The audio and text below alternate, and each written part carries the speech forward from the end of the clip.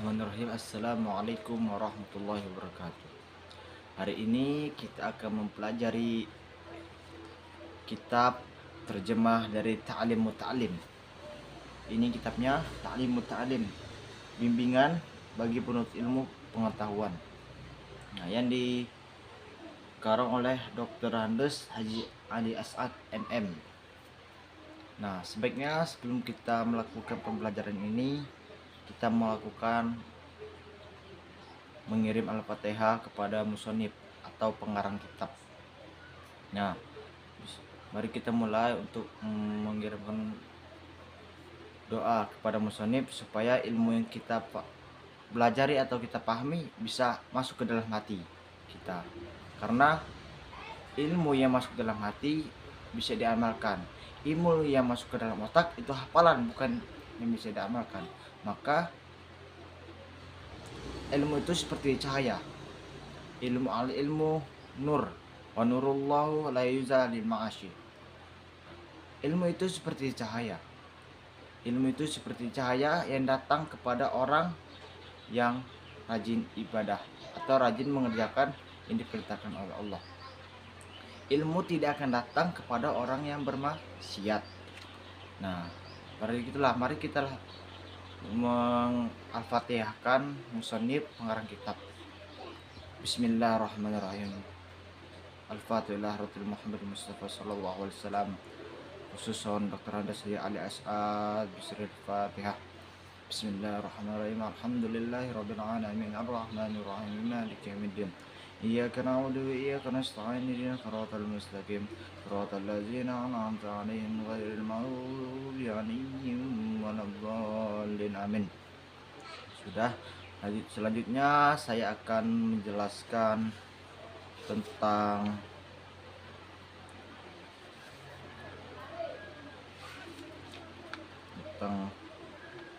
memilih guru. Bab tentang memilih guru. Memilih guru itu wajib untuk penuntut ilmu dikarenakan suatu ilmu yang diajarkan oleh guru ke muridnya akan dipahamkan oleh muridnya apabila guru tersebut dapat memahami muridnya. Bagaimana sih cara belajarnya? Bagaimana sih anak ini mengambil ilmu yang saya berikan kepadanya? Itu contohnya. Sekarang saya menjelaskan tentang pasal 3 tentang memilih guru.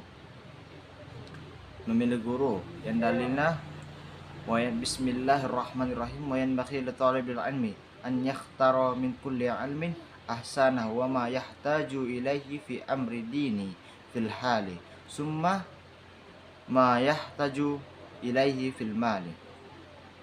Penuntut ilmu hendaklah memilih yang terbagus dari setiap bidang ilmu. Memilih ilmu apa yang diperlukan dalam urusan agama di saat ini, kemudian apa yang diperlukan di waktu nanti. Wa yuqaddima ilmat tauhid wa ya'rifa Allah ta'ala bid-dalili fa innal iman muqallidi wa in kana sahihan indana lakin yakuna ashiman bitrakin istidlali. Hendaklah memprioritaskan ilmu tauhid dan mengenal Allah Subhanahu wa taala berdasarkan dalil. Karena iman secara taklid meskipun sah menurut mazhab kami, namun tetap berdosa karena meninggalkan pemakaian dalil. Wa yakhtarul atiqa dunal muhdasati qalu alaikum bil atiki wa iyyakum bil muhdasati.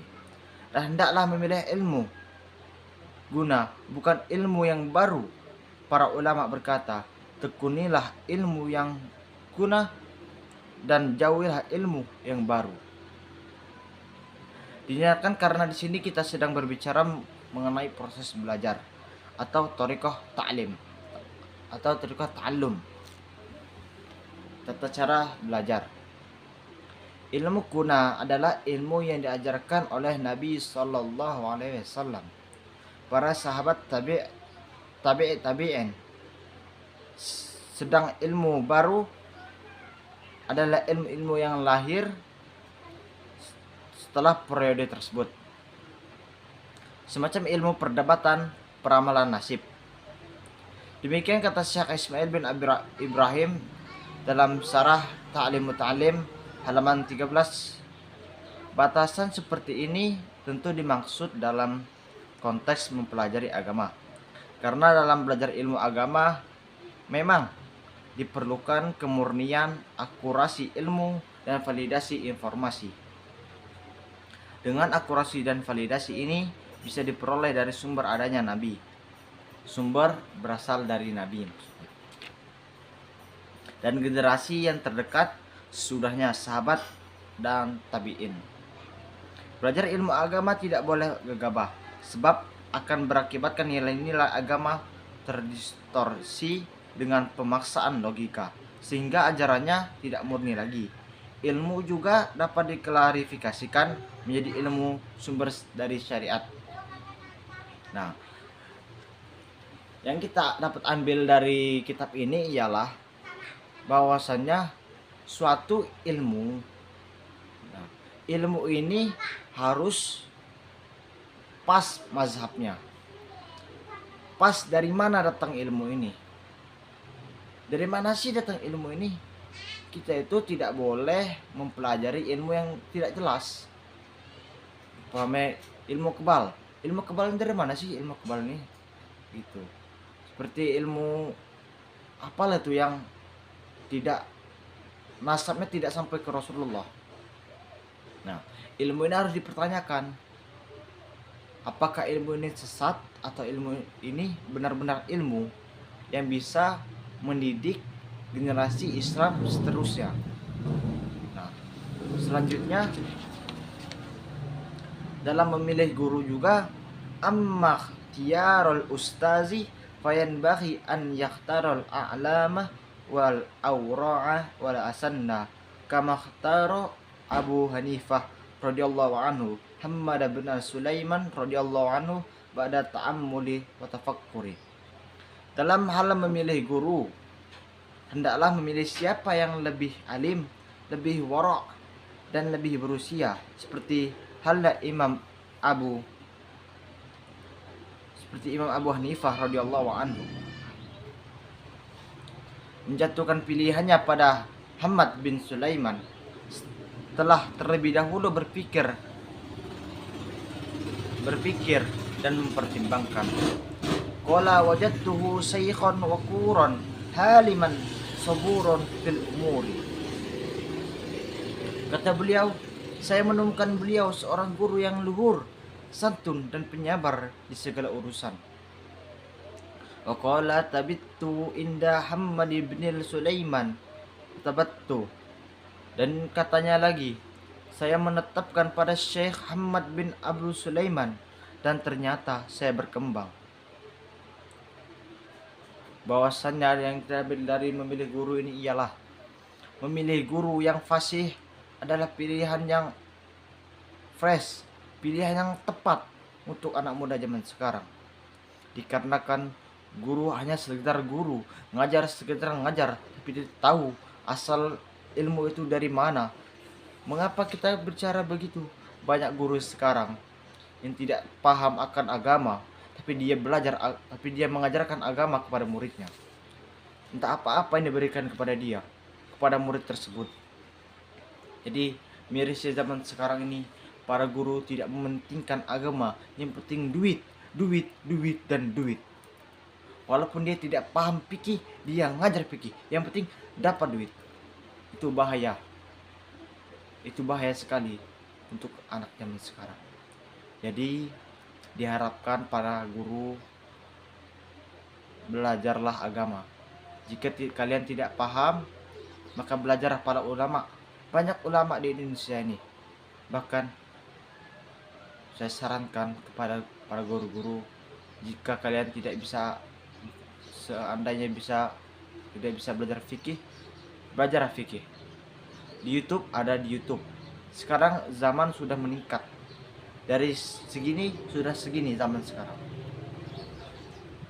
Sekarang zaman sudah milenial. Anak-anak tidak mau mengaji, tidak mau baca Quran, tidak mau mengikuti agama. Jadi untuk guru-guru muda sekarang, tolong didik anak zaman sekarang. Yang tadinya tidak mau baca Quran, tolong di sekolahan didik baca Quran. Yang dulu tidak mau mengaji, didik mengaji. Di sekolah bukan hanya mengajar, tapi mendidik generasi Islam yang menjadi prioritas utama di dunia ini. Dikarenakan negara Islam sekarang ini bukan berperang kepada orang lain lagi, tapi Islam berperang sama Islam, yang menang Islam. Mengapa saya bercakap begitu? Dikarenakan tak ada lagi di dunia ini yang Indonesia lawan Israel, Israel lawan Palestina, Palestina lawan Afghanistan. Itu negara Islam semua, kawan-kawan. Itu mirisnya zaman sekarang ini. Islam melawan Islam, Islam melawan Islam. Yang mubrok Islam juga. Makanya negara Cina zaman sekarang itu meningkat. Maaf, nyeleweng sedikit. Cukup sekian pelajaran hari ini. Semoga bermanfaat bagi kalian yang menonton ini.